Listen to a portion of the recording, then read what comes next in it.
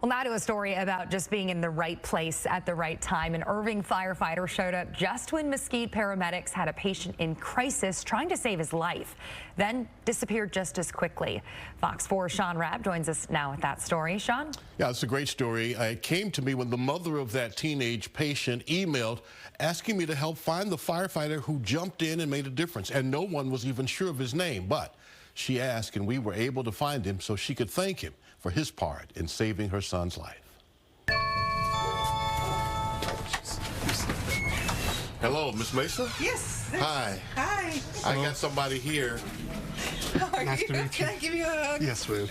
Overflowing emotions at the door of Mesquite mother Brenda Mesa for the man she calls her stranger angel. You're gonna be okay. You're gonna be okay, mi amor. After her 13-year-old son, Jose, was hit by a pickup truck while on his bike last Friday in front of his home on Dumont Drive in Mesquite.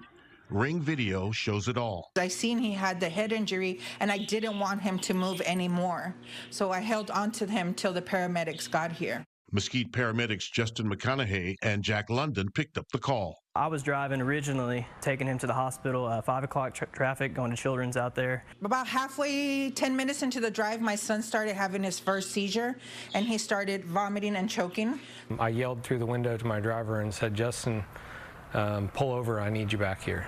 That's where Irving firefighter Josh Sanchez, off duty going to dinner with his wife on I-30 behind the paramedics, comes in.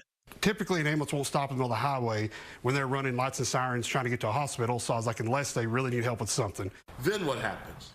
So Justin came and got in the back to help me with the patient. About that time, he'd maybe been back there for 30 seconds, and we got somebody banging on the door to the ambulance. And I don't even know if I really introduced my name to him. I just told him, hey, you know, firefighter, paramedic, Irving, y'all need some help. So, yes, sir. We need your help. He asked if he could drive. He knew where we were going. He did. He saved my son.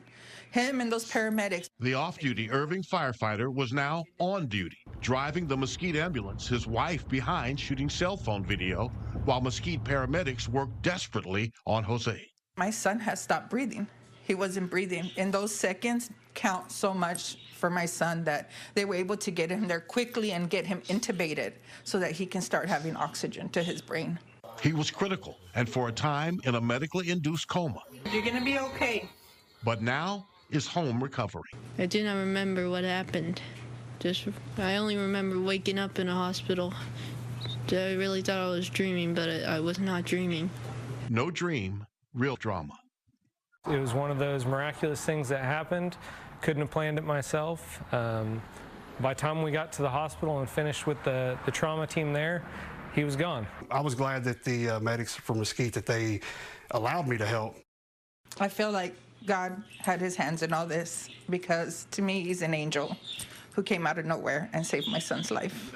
And for that, I will forever be grateful. I'm glad you're doing better. Glad I was able to help. That night, last Friday, Josh just left with his wife, went on to dinner. Today, he was able to meet those Irving, the Mesquite paramedics as well. They had a chance to spend some time together, talk about what happened. And let me thank Hannah, Mesquite, and Irving Fire Rescue for answering my call and working with me that we might bring this story, one that had a harrowing beginning, but a happy ending. Well, Sean, and I thank you for sharing it. We appreciate it. All right.